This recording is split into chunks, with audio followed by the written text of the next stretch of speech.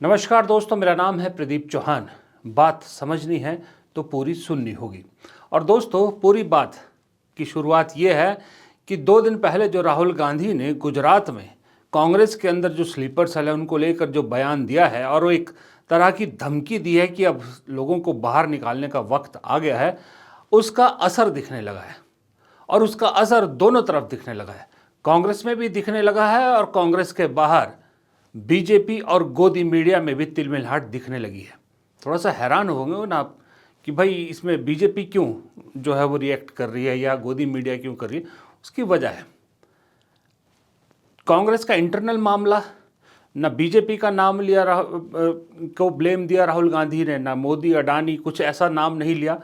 अपनी पार्टी की बात की, अपनी कमजोरी गिनाई और उसका इलाज बताया, लेकिन रिएक्ट तुरंत बीजेपी कर रही थी। उस दिन से लेकर बीजेपी लगातार कर रही है। गोदी मीडिया एक नैरेटिव चला रहा है। देखिए, ये गोदी मीडिया के चैनल है, जो टीवी चैनल है, क्या चला रहे थे उसी दिन कि राहुल गांधी अपने ही लोगों को गद्दार कह रहा है।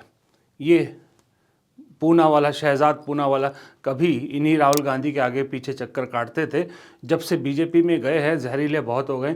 ये भी राहुल गांधी को कह रहे हैं कि अपने आदमियों को, अपने कार्यकर्ताओं को घोड़ा कहना बंद करो, गद्दार कहना बंद करो। भाई तुम्हें क्या तकलीफ? राहुल गांधी जिन कार्यकर्ताओं से बात कर रहे हैं, जब उन्हें कोई तकलीफ नहीं है तो शहजाद पूना वाला को, बीजेपी को और गोदी मीडिया को क्यों तकलीफ? अब एक और देखिए, जो सोशल मीडिया पे गोदी मीडिया चलती है वो देखिए, वो क्या लिख रहे हैं। वो तो राहुल गांधी के इस बयान को राहुल गांधी की कुंठा कह रहे, कुंठित राहुल गांधी कह रहे। बताइए, जिस पार्टी की चरण पादुका लेके ये हर वक्त चलते हैं, उस पार्टी में किसी को आवाज़ उठाने की हिम्मत भी नहीं है, ना इजाज़त है। उस पार्टी के चरण चुंबक राहुल गांधी को कुंठित कह रहे हैं कि भाई वो अपनी पार्टी की सच्चाई रख रहे हैं सामने। बल्कि उसकी तारीफ़ करनी चाहिए थी कि भाई हाँ, चलिए, लीडर ऑफ अपोजिशन ने अपनी कमज़ोरी तो समझी, कम से कम अपोजिशन पार्टी को मजबूत करने के लिए कुछ कदम उठा रहा है। क्योंकि जब तक अपोजिशन है तभी तक इस देश में लोकतंत्र है। जब अपोजिशन नहीं रहेगा ना तो तानाशाही से कोई बचा भी नहीं सकता आपको। लेकिन ये चरण पादुका वाले पत्रकार और बीजेपी घबरा रही और कांग्रेस के अंदर भी असर दिखने लगा है। अब ये देखिए, ये दिग्विजय सिंह ने ट्वीट किया है। दिग्विजय सिंह उन नेताओं में है जिनका कांग्रेस से बाहर का रास्ता तकरीबन साफ माना जा रहा है। और दिग्विजय सिंह कह रहे हैं कि हाँ, राहुल गांधी ने बिल्कुल सही कहा है। राहुल गांधी की तारीफ कर रहे हैं और कह रहे हैं कि जब मैं मुख्यमंत्री था उस वक्त चुनाव प्रचार के लिए गुजरात गया तो मुझे संघ के खिलाफ बोलने से मना किया गया कि भाई नहीं तो हिंदू वोटर नाराज़ हो जाएगा। ये अब याद आया है दिग्विजय सिंह को जब राहुल गांधी ने ये कहा है। इसीलिए कहा है कि दिग्विजय सिंह भी जानते हैं कि भाई बिना कुर्सी के रहना थोड़ा मुश्किल है। अब कमलनाथ हो गए, दिग्विजय सिंह हो गए, हुड्डा हो गए, ऐसे नेताओं को बाहर की तरफ का रास्ता दिख रहा है। तो असर तो दोनों तरफ हो रहा है और असर हुआ भी है और असर आगे और भी होगा। लेकिन सवाल ये उठता है कि चलिए, कांग्रेस के जो नेता हैं वो तो अपने कुर्सी के चक्कर में रिएक्ट कर रहे हैं, बीजेपी गोदी मीडिया से क्यों रिएक्ट करवा रही है, यानी दोनों ये लोग क्यों रिएक्ट कर रहे हैं? इसकी भी वजह है। देखिए, सबसे बड़ी बात है कि बीजेपी जानती है कांग्रेस के अंदर जब स्लीपर सेल खत्म हो जाएंगे तो फिर बीजेपी के लिए बहुत मुश्किलात पैदा होने वाली है। क्योंकि बीजेपी के अंदर जो स्लीपर सेल है वो दरअसल बीजेपी के एजेंडे से ज़्यादा संघ के एजेंडे पर काम करते हैं। वो संघ के हिसाब से काम करते हैं, संघ का एजेंडा कांग्रेस के अंदर फैलाते हैं। और जिसकी पुष्टि एक तरह से दिग्विजय सिंह ने भी की है कि जब उन्होंने कहा कि उस वक्त, आज से तकरीबन मेरे ख्याल 25 साल पहले की बात करें, 30 साल पहले, उस वक्त भी कांग्रेस के अंदर संघ का एजेंडा चलता था। तो आज देखिए, आज तो कितना बड़ा हो गया होगा। उस एजेंडे को सीधा सीधा धक्का लगता है और उस एजेंडे को अगर स्लीपर सेल नहीं होंगे तो कौन कांग्रेस के अंदर चलाएगा?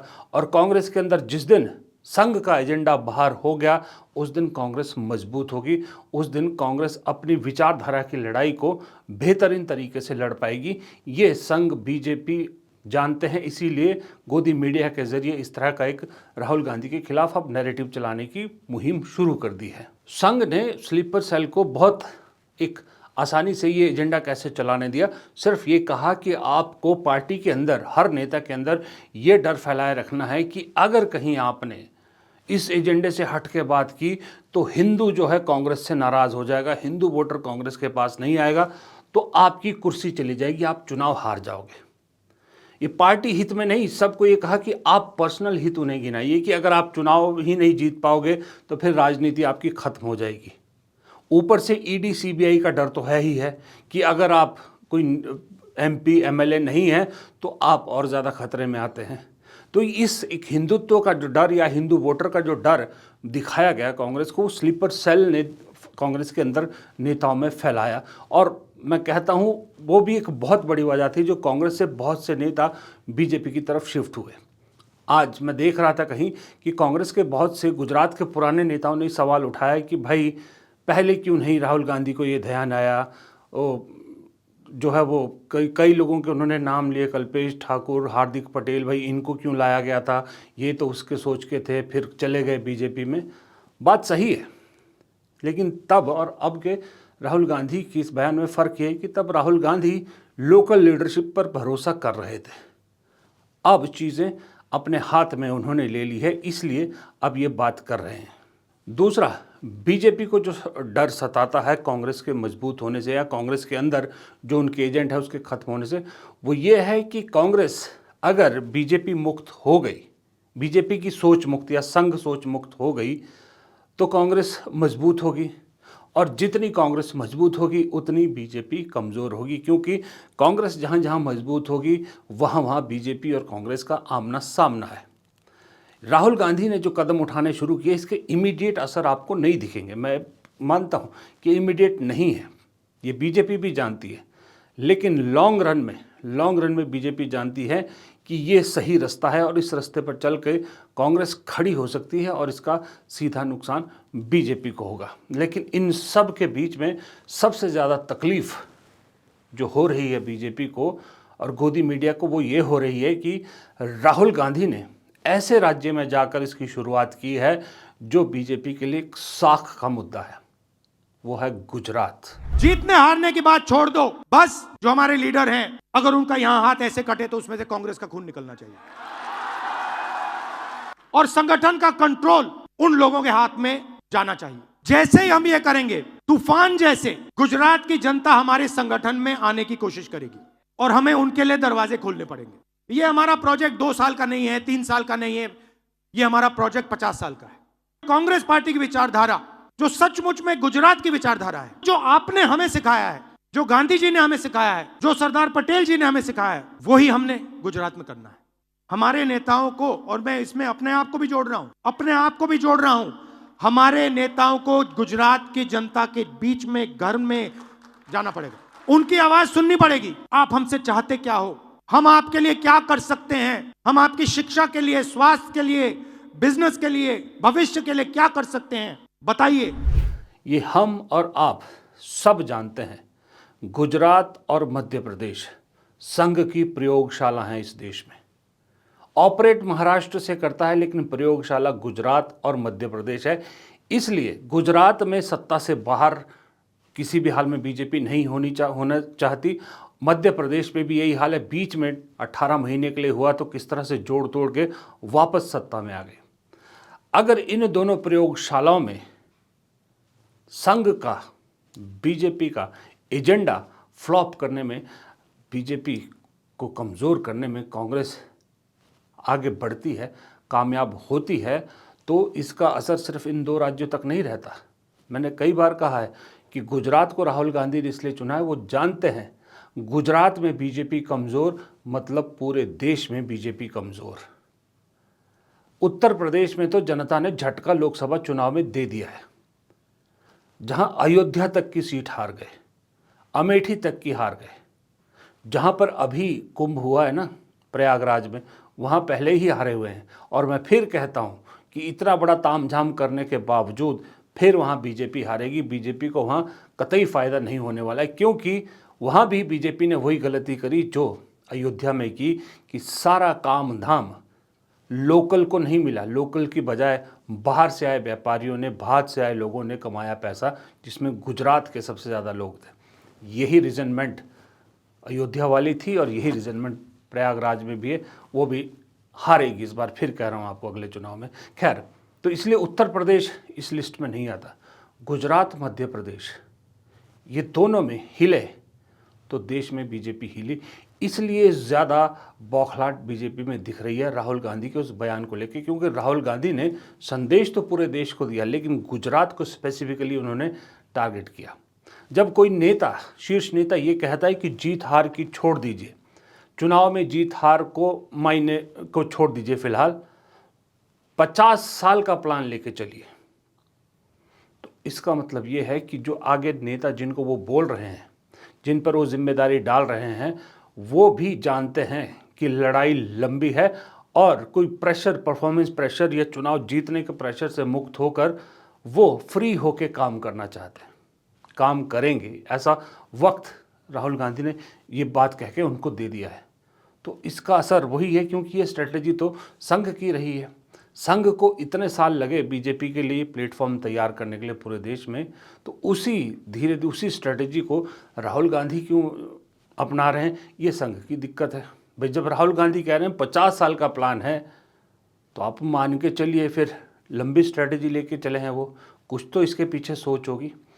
ये वजह है कि बीजेपी में, गोदी मीडिया में ये बौखलाहट दिख रही है राहुल गांधी उसके बयान को। वरना तो इंटरनल मामला था कांग्रेस का, इंटरनल बात है, उसमें बीजेपी का रिएक्ट करना बनता ही नहीं, क्योंकि कहीं नाम ही नहीं लिया। कांग्रेस भी तो कहती है कि बीजेपी जो है आधी कांग्रेस युक्त हो चुकी है, क्योंकि आधे से ज़्यादा कांग्रेस के नेता है वहाँ पर। और अगर बीजेपी के नेता बहुत सारे बोलते हैं, बीजेपी में कितनी बार आवाज़ उठ चुकी है कि कांग्रेस से या बाहर से आए नेताओं को बीजेपी में ज़्यादा तरजीह मिलने लगी है, कांग्रेस युक्त बीजेपी हो गई, तो इस पर कांग्रेस थोड़ी रिएक्ट करती है, लेकिन बीजेपी रिएक्ट करती है, क्योंकि ये सारी चीज़ें, वो एक डर उनको सता रहा है, और ऐसी कांग्रेस में भी डर सता रहा है। अब ये डर का ही असर है कि आज छत्तीसगढ़ के पूर्व मुख्यमंत्री भूपेश बघेल के घर फिर ईडी पहुंचा दी गई, क्योंकि भूपेश बघेल को उस राज्य में कांग्रेस ने जिम्मेदारी दी है जिसका नाम पंजाब है, और जहां कांग्रेस को आज की डेट में केरल और कांग्रेस ऐसे राज्य जहां सरकार आती दिख रही है, और पंजाब ऐसा और केरल ऐसे राज्य हैं जहां बीजेपी अपना रास्ता बनाने की कोशिश कर रही है।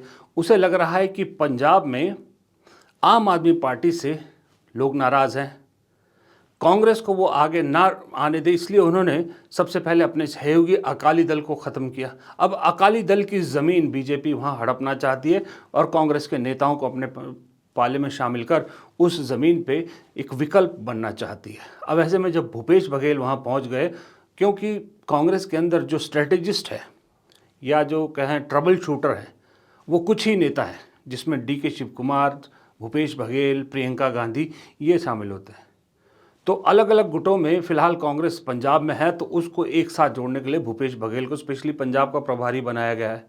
अब भूपेश बघेल पंजाब में काम कर रहे हैं, पंजाब की रोज़ रिपोर्ट दे रहे हैं, तो उन्हें अब दोबारा इस ईडी के मामले में फंसाने की कोशिश की जा रही है। हालांकि भूपेश बघेल ने खुद ट्वीट करके कहा, उनके ऑफिस ने, कि ये तो एक जो है वो पॉलिटिकल बदले की राजनीति है। सचिन पायलट ने भी उनके समर्थन में ट्वीट किया है। सचिन पायलट जब कहते हैं तो बहुत सोच समझ के कहते हैं। सचिन पायलट हर चीज़ पे जो है वो रिएक्ट नहीं करते।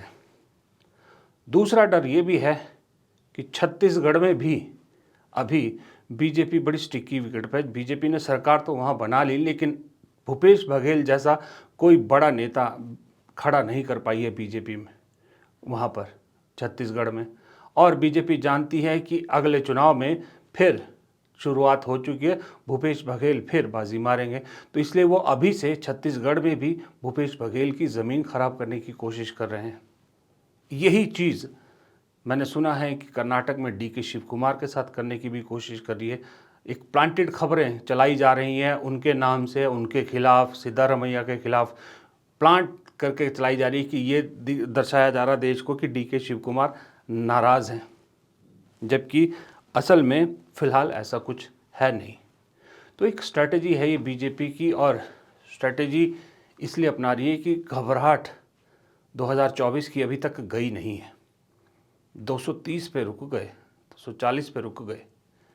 ऐसा ना हो कि अगली बार 200 से नीचे आ जाए आंकड़ा, क्योंकि ये तय है, ये बीजेपी मानते हैं कि क्षेत्रीय पार्टियों की ज़मीन वो नहीं ले सकती, कांग्रेस की ज़मीन पे ही आगे बढ़ी है और कांग्रेस जब जब सीधे मुकाबले में मजबूत होगी, नुकसान बीजेपी को होगा, जिसका सबसे बड़ा उदाहरण राजस्थान है, जहां पिछले लोकसभा चुनाव में बीजेपी ने इसका मज़ा चख लिया है।